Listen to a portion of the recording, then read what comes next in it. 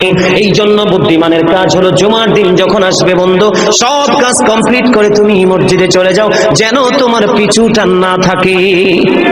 বলে কেন? আমাদের দোষের কিন্তু বন্ধু শেষ নাই। জুমার দিনে মুসল্লিরা যায় সবার পরে এবং বের হয়, ইমাম সাহেব যখন ডানে বামে সালাম ফেরায়, মনে হয় যেন বন্ধু বিশ্বযুদ্ধ শুরু হয়ে গেছে, কার আগে কে রে বার হয়ে যাবে। অথচ আমার নবীর আদর্শ নিয়ে আমি আজকে ওয়াজ করছি বন্ধু। Disturb, don't disturb me.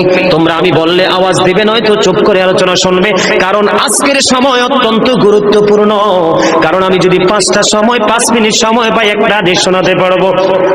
হয়তো বা এই একটা হাদিসে আপনাদের কারো না কারো হৃদয়ে ছুঁয়ে যেতে পারে, আর এটাই আপনার জীবনের জন্য, হেদায়েতের জন্য যথেষ্ট হতে পারে। বন্ধু, মুসল্লিরা যায় রে সবার পরে, বের হয়ে আসে সবার আগে, এটা মুসলমানের কখনো চরিত্র হতে পারে না। তাকওয়া সম্পূর্ণ ব্যক্তির আদর্শ কখনো হতে পারে না। হাদিস শরীফ খুলে দেখি বন্ধু, আমার নবী বলেছেন, রে আমার উম্মত, জুমার দিন সাইয়্যিদুল আইয়াম, সব দিনের চাইতে শ্রেষ্ঠ। ঈদুল ফিতর, ঈদুল আজহার দিনের চাইতেও দামি। এই জুমার দিনের ফজিলত বরকত নিয়ে আলোচনা করলে বন্ধু রাত একটাই কভার করা যাবে না, এত বরকত এই জুমার দিনের।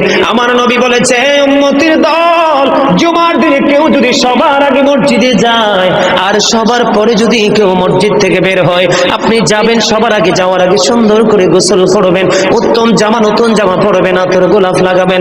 আপনি রাস্তা দিয়ে হেঁটে গেলে মানুষ যেন বলতে পারে যে মসজিদের মুসল্লি হেঁটে যায়। আর চারপাশ বন্ধু সুঘ্রাণে মুখরিত হয়ে যাবে। এমন ভাবে সবার আগে বন্ধু মসজিদে যাবেন, যাইয়া মসজিদে ঢোকার সময় ডান পাওটা দিয়ে মসজিদে ঢুকবেন, ঢুকে গিয়ে নামাজের শুরুতে বসে যাবেন। বসে যখন আপনি আল্লাহর ইবাদত করতে করতে করতে করতে সব মুসল্লি বন্ধু বের হয়ে যাচ্ছে, আপনারা তাড়াহুড়া করার দরকার নেই। কারণ মনে রাখতে হবে, আসছি সবাই যেমনি একা একা, আবার যাব একা একা, হিসাবও দিতে হবে একা একা। পৃথিবীর সব মানুষ পর হয়ে গেল আমার কোনো সমস্যা নেই, আমার আল্লাহ এবং নবী আমার আপন হলে আই এম ভেরি সাকসেস।